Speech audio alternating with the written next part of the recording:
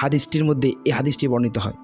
রাসূল সাল্লাল্লাহু আলাইহি সাল্লাম বলেছেন, যে ব্যক্তি নিয়মিত ফজরের সালাত আদায় করবে সে কখনোই জাহান্নামে প্রবেশ করবে না। সুবহানাল্লাহ।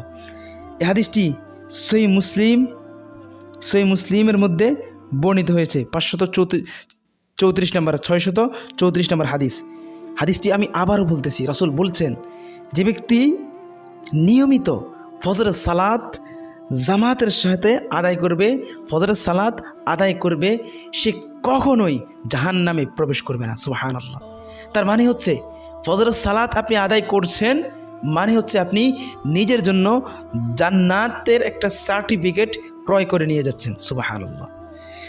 8 নম্বর, রাসূল সাল্লাল্লাহু আলাইহি সাল্লাম বলেছেন, ফজরের সালাত আদায়কারী রাসূল সাল্লাল্লাহু আলাইহি সাল্লামের বরকতময় দোয়া লাভ করবেন। সুবহানাল্লাহ।